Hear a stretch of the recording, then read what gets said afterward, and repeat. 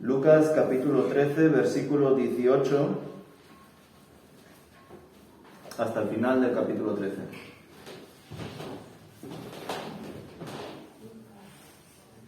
Lucas capítulo 13, versículo 18 en adelante. Vamos a leer 3 parábolas y una lamentación de Jesús por Jerusalén.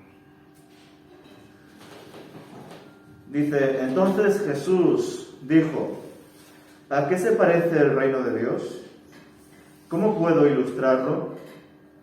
Es como una pequeña semilla de mostaza que un hombre sembró en un jardín.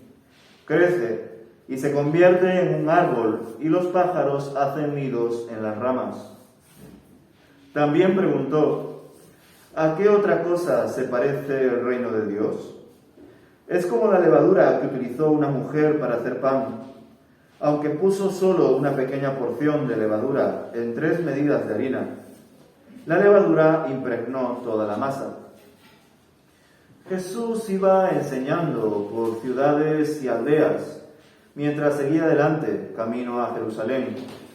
Alguien le preguntó: Señor, ¿solo unos pocos se salvarán? Jesús contestó: esfuércense por entrar por la puerta angosta del reino de Dios, porque muchos tratarán de entrar, pero fracasarán. Cuando el señor de la casa haya cerrado la puerta, será demasiado tarde. Ustedes quedarán afuera llamando y rogarán: Señor, ábrenos la puerta. Pero él contestará: no los conozco ni sé de dónde vienen. Entonces ustedes dirán: pero comimos y bebimos contigo, y enseñaste en nuestras calles. Entonces él responderá: les digo que no sé quiénes son ni de dónde vienen. Aléjense de mí, todos ustedes que hacen maldad. Habrá llanto y rechinar de dientes, porque verán a Abraham y a Isaac y a Jacob junto con todos los profetas en el reino de Dios, pero ustedes serán echados fuera. Y vendrán personas de todas partes del mundo, del oriente y del occidente, del norte y del sur, para ocupar sus lugares en el reino de Dios. Y tomen en cuenta lo siguiente: algunos que ahora parecen menos importantes en ese día serán los más importantes, y algunos que ahora son los más importantes en ese día serán los menos importantes. En ese tiempo algunos fariseos le dijeron: sal de aquí si quieres vivir, Herodes Antipas quiere matarte. Jesús respondió: vayan y díganle a ese zorro que seguiré expulsando demonios y sanando a la gente hoy y mañana, y al tercer día cumpliré mi propósito. Sí, hoy, mañana y pasado mañana debo seguir mi camino, pues después de todo, no se debe matar a un profeta de Dios en un lugar que no sea Jerusalén. Oh Jerusalén, Jerusalén, la ciudad que mata a los profetas y apedrea a los mensajeros de Dios. ¿Cuántas veces quise juntar a tus hijos como la gallina protege a sus pollitos debajo de sus alas? Pero no me dejaste. Y ahora mira, tu casa está abandonada y no volverás a verme hasta que digas: bendiciones al que viene en el nombre del Señor. Amén. Leímos anteriormente, ¿verdad?, cómo Jesús, estando invitado a una sinagoga, porque debía enseñar como un maestro reconocido que era por muchos, aunque no todos estaban de acuerdo con sus doctrinas, Jesús fue un día de reposo a una sinagoga cerca de Jerusalén, y ahí encontró a una mujer que al parecer tenía una enfermedad de hace 18 años por un espíritu maligno. Eso fue lo último que leímos de este evangelio según Lucas. Parece ser, según lo que nos comparte el autor de este evangelio, Lucas, que en esa misma sinagoga, tras haber sanado a esta mujer encorvada, tras haber de algún modo advertido a los líderes religiosos por no haber tenido esa sensibilidad con esta mujer enferma, les comparte a qué es semejante el reino de Dios. Por un lado les menciona que el reino de Dios es semejante a una semilla de mostaza, y por otro a la levadura, Ejemplos de cómo el reino de Dios empieza en pequeño. Incluso es una frase que nosotros hemos escuchado muchas veces coloquialmente, ¿no? Las cosas grandes empiezan en pequeño. Por un lado vemos la semilla de mostaza, ¿verdad? Una semilla muy pequeña, pero que luego genera un árbol fuerte, frondoso, donde incluso los pájaros pueden anidar. Por otro lado vemos la levadura, que ya no solamente es pequeña, sino que es un microorganismo, ¿verdad? Nos hace pensar de lo imperceptible de algunas veces, ¿verdad? En las cosas que aparentemente no podemos ver, pero que están ahí. Y el reino de Dios es así. Es más, Jesús, de manera sencilla, pero cercana, quizá algunos podrían decir de manera sutil, es esa semilla de mostaza, es esa levadura que está entrando en Israel para ser de bendición a todos aquellos que crean en él. Desgraciadamente, las personas de la sinagoga no comprendían lo que Jesús les estaba enseñando y fijaos la sencillez de estas parábolas. Es cierto que algunos intérpretes y comentaristas buscan de algún modo profundizar en otros significados de las parábolas, pero debemos recordar que las parábolas son ilustraciones. Cuando a veces queremos hacer teología y especular acerca de misterios según la parábola, muchas veces nos equivocamos porque la parábola simplemente quiere dar enseñanzas concretas. Otra cosa es cuando Jesús no está hablando por parábolas, por supuesto. En cuanto al Señor, también sabemos que con estas parábolas está hablando en el lenguaje de muchos de ellos. Por un lado habla de la semilla de mostaza porque sabe que mucha gente trabaja, ¿verdad?, en lo relacionado a la agricultura. También la levadura porque sabe la importancia del pan para el pueblo judío. Pero desgraciadamente ellos no entendían qué quería decir con estas sencillas parábolas. Ciertamente, la tercera parábola, la puerta angosta o la puerta estrecha, dependiendo de vuestras versiones, es una parábola que, al menos a mí, durante esta semana, me ha hecho pensar más cosas de las que en su día pensé cuando leí este texto. Jesús ya no está en la sinagoga, versículo 22. Jesús estaba paseando por algún lugar alrededor de Jerusalén. Todavía no había llegado a Jerusalén. Debemos recordar que Jesús tenía que llegar a Jerusalén. Era su propósito. Todavía no estaba por ahí. Es más adelante algunos comentaristas, a partir del versículo 31, dirán que Jesús estaba por Perea, que era una zona donde Herodes Antipas tenía pues su potestad, su gobierno, entre otras regiones. Pero bueno, dice el versículo 22 que Jesús iba enseñando por ciudades y aldeas mientras seguía adelante camino a Jerusalén, y de repente un señor se acerca a él y le pregunta: ¿solo unos pocos se salvarán? A priori este señor no parece una persona que forme parte del grupo de líderes religiosos como en otras ocasiones. Tampoco parece ser un hombre que esté haciéndole una pregunta trampa para que Jesús caiga en ella y así le puedan acusar después, ¿verdad? Parece un hombre honesto, que verdaderamente quiere saber no solamente quién da la salvación, sino cómo se va a dar y para quién se dará, ¿verdad? ¿Serán pocos los que se salvarán? ¿Serán muchos? ¿Quiénes serán? Jesús aprovecha esta buena pregunta que le plantea a este señor para hablar de la puerta estrecha, ¿verdad? Y me gusta porque dice: esfuércense por entrar por la puerta angosta del reino de Dios, porque muchos tratarán de entrar, pero fracasarán. Me gusta este versículo, al menos en esta versión tal y como lo he leído, porque me ha llevado a reflexionar en que la puerta estrecha, evidentemente, por ser angosta, por ser probablemente pequeña, es muy difícil de entrar, por supuesto, eso es evidente. Pero debemos entender el plano en el que Jesús está hablando.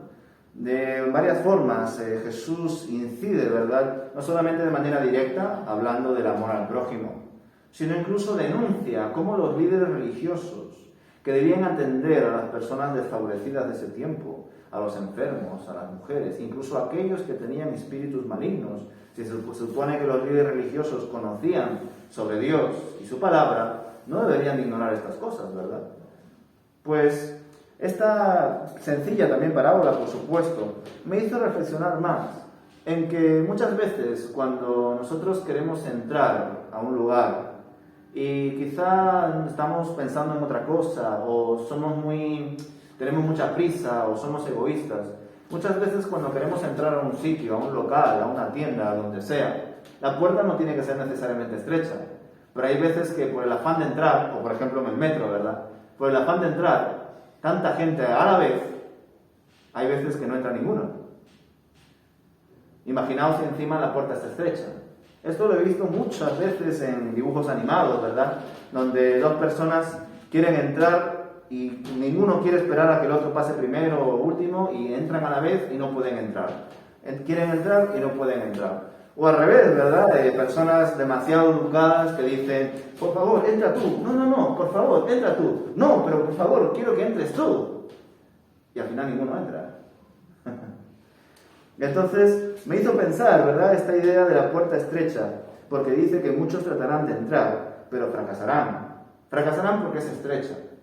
Fracasarán probablemente porque al ser estrecha, pequeña, algunos ni siquiera verán esa puerta.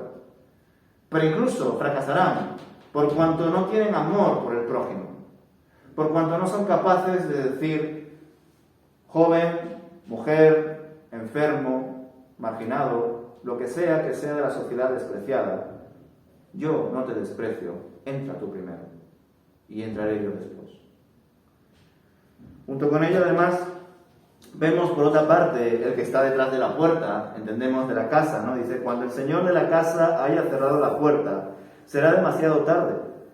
Ustedes quedarán afuera llamando y rogando, Señor, ábrenos la puerta, pero él contestará, no los conozco ni sé de dónde vienen.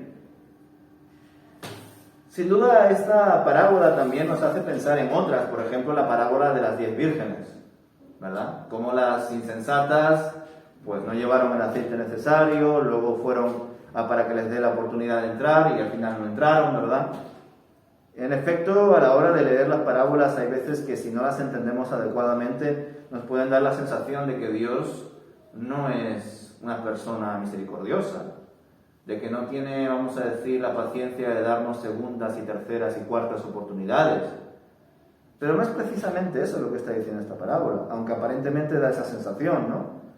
Personas que no han hallado la puerta y quizá ya el Señor en su debido tiempo lo ha cerrado por las razones que Él considere y ya la gente no puede entrar. Por supuesto que esta puerta no es una puerta literal. Esta puerta es el punto de entrada al reino de Dios. Y por ahora todo el mundo puede entrar al reino de Dios. Solo que según esta parábola hay personas que de algún modo compiten por llegar supuestamente a ese reino de Dios.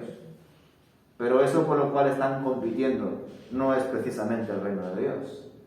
Es su forma de querer controlar lo que es Dios, una denominación, una iglesia local, y por eso surgen tantas divisiones y discusiones, sobre todo en las reuniones administrativas, muchas veces, ¿verdad? Porque creemos que la iglesia es nuestra, o que la denominación es nuestra, o que este movimiento es nuestro, y todos esos problemas que surgen.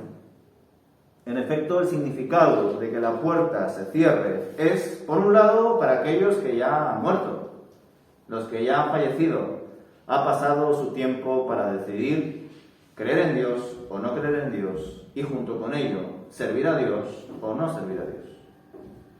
Por otro lado, la puerta se cierra cuando se acaba el mundo. Y hay diferentes textos en la palabra de Dios que se nos enseña que en el contexto de enfermedad, de guerra, de hambre, de corrupción, de catástrofes naturales, serán, entre otras cosas, las señales de que el fin del mundo está cerca. Cada siglo, si analizamos la historia, es prácticamente un siglo donde mucha gente encuentra estas señales, ¿verdad?, como posibles pruebas de que el mundo se va a acabar.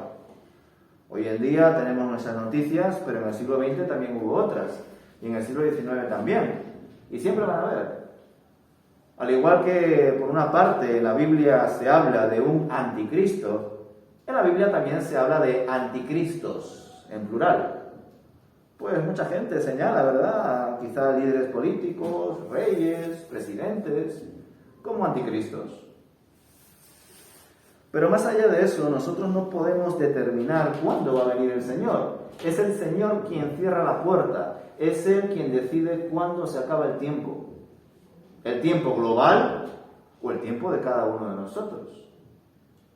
Porque sí, algunos fallecemos por la edad, por la vejez, otros por alguna enfermedad, otros por algún accidente. Pero entendemos que aún siendo así, sobre todo en los accidentes donde a menudo se producen por negligencias, por un conductor borracho, qué sé yo, incluso esas cosas que aparentemente parecen que están bajo el destino del pecado y la gente que vive de manera desordenada, hasta incluso esas cosas de algún modo están bajo la supervisión de Dios.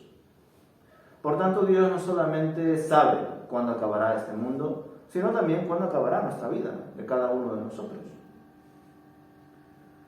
Junto con ello vemos que varias personas que están tocando en esta parábola, evidentemente, la puerta al Señor, porque ya la cerró, le dicen: pero Señor, si hemos estado contigo, ¿cómo que no nos conoces? Hemos comido contigo, hemos bebido contigo, has hablado y predicado por nuestras calles. ¿Cómo dices que no nos conoces? Me gusta, la verdad, la forma en la que Jesús comparte esta parábola, porque es cierta. Jesús, pese a ser el Hijo de Dios, pese a ser la persona con mayor conocimiento bíblico, teológico y de todo, fue una persona que no se limitó a lugares, vamos a decir, especiales de conferencias y predicaciones, sino que Él se movía por las calles libremente. Él iba a casas de personas sencillas o también de líderes de sinagogas. Él se movía con pecadores y enfermos y personas que estaban tirados por el suelo, porque Él no vivía como un rey. Él vivía para servir a su pueblo. Y sí, es cierto. Muchos dirán: pero Señor, si hemos comido contigo, hemos bebido contigo, porque en efecto el Señor vino para comer y beber con los pecadores. Por supuesto. Pero Jesús, por supuesto que comió y bebió con las personas más sencillas, más pobres y más despreciadas de la sociedad, porque a diferencia de nosotros, los seres humanos, que a veces hacemos esa distancia de clases, Dios no hace acepción de personas. Y Dios da oportunidades a todos.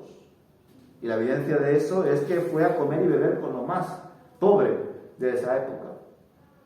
Pero varios de ellos, por su orgullo, algunos también, líderes religiosos, despreciaron a Jesús.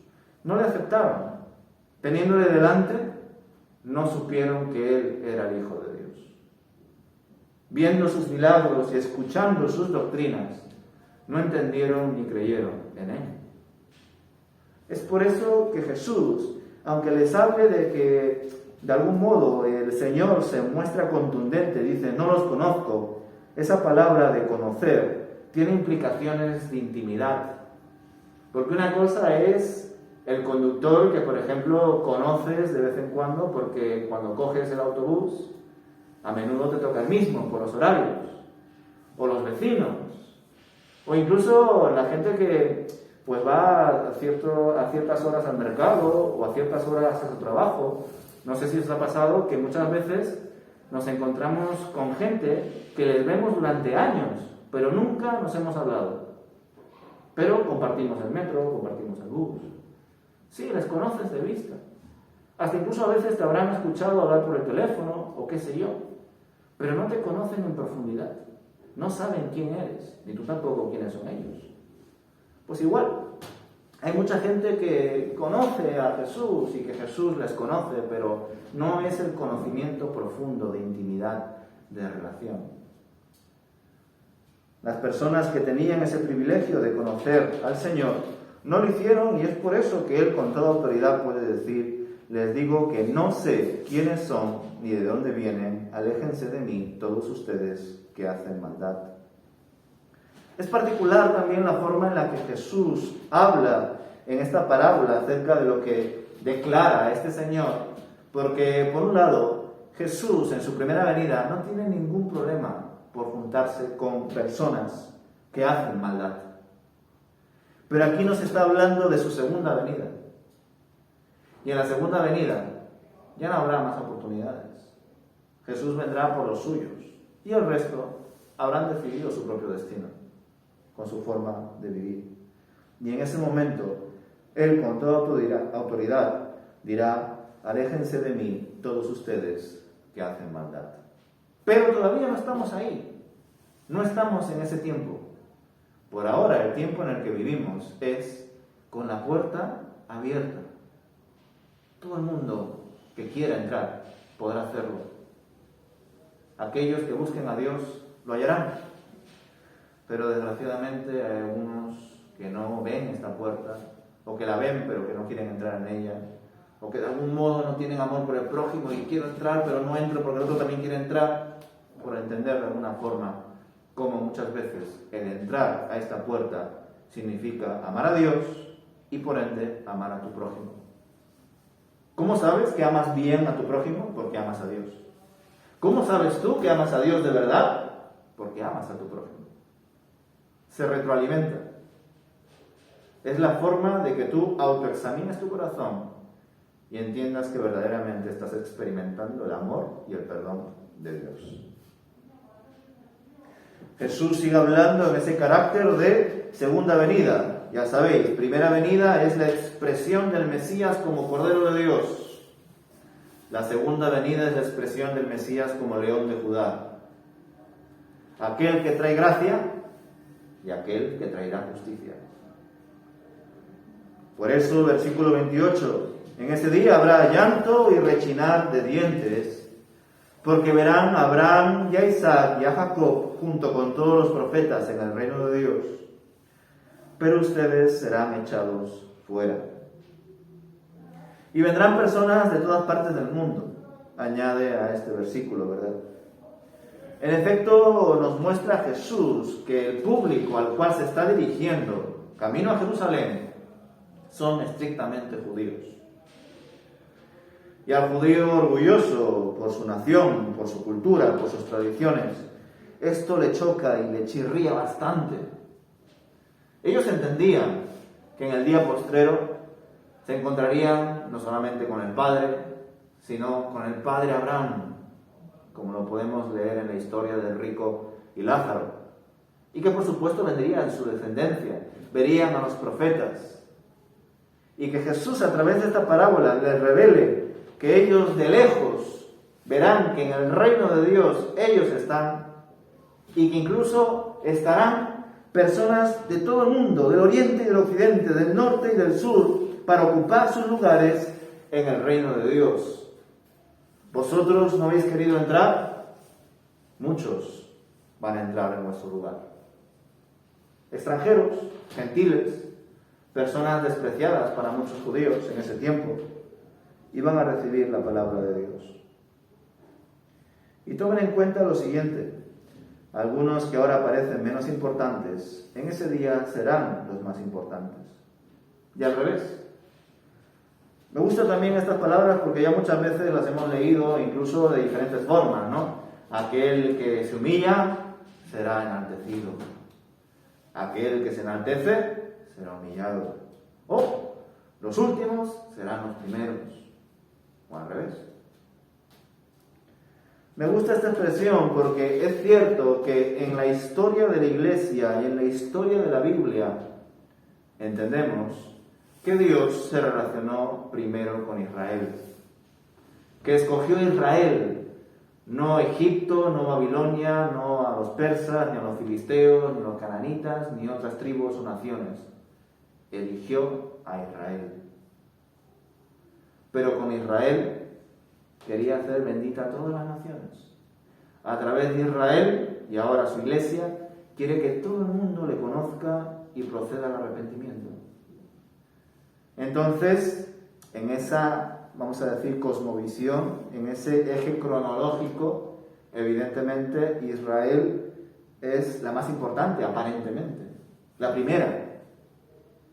Pero por cuanto no ha aprovechado esa posición, esa elección de Dios para compartirla, sino que ha intentado quedársela y la ha adulterado, la ha monopolizado y la ha de algún modo organizado a su manera, ellos, o muchos de ellos, que han sido considerados los más importantes, los primeros, los escogidos, serán rechazados, serán los últimos, o directamente no entrarán al reino de Dios. Es precioso ver esto porque, de algún modo, aunque aparentemente, y los judíos por eso se enorgullecían, ellos tenían al Dios de Abraham, de Isaac y Jacob, ese Dios no es el Dios solamente de Israel, es el Dios de todos. Y es por ello que los gentiles, a su debido tiempo, tendrán la oportunidad de conocer al Señor.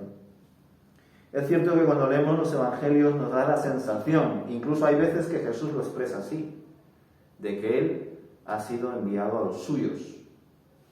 Él debe predicar a su pueblo.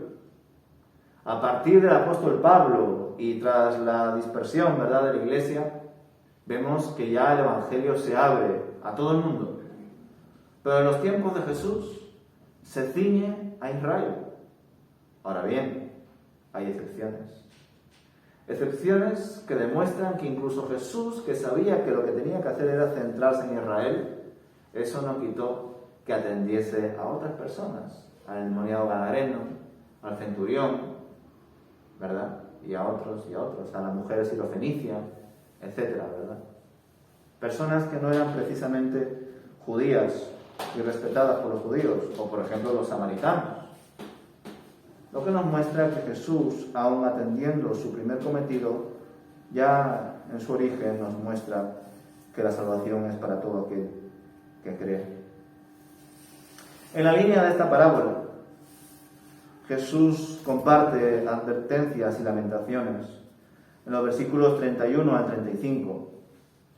Vemos que algunos fariseos se dirigen a Jesús y le dicen: sal de aquí si quieres vivir, Herodes Antipas quiere matarte. Me pregunto, ¿verdad?, si estos fariseos eran de los que querían ayudar a Jesús, porque recordemos que aunque la mayoría de los fariseos querían probar a Jesús, unos pocos sí habían creído en Él.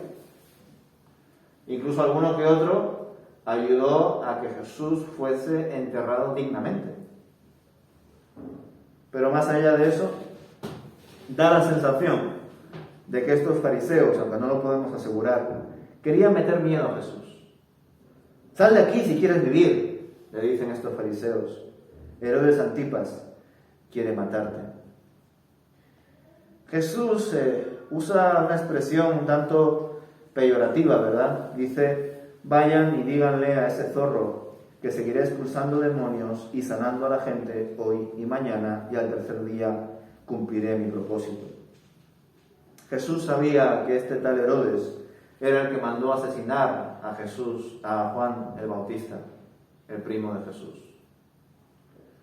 También sabía que este hombre había causado grandes estragos en el pueblo. Y parece ser que, según algunos comentaristas, Jesús emplea la palabra zorro para dar a entender que Herodes causaba la pérdida de los frutos de la vid, es decir, la esperanza mesiánica de Israel. Usó esta expresión porque los zorros se comían los frutos de la vid y de algún modo Herodes estaba causando estragos para que Jesús no siga con su ministerio.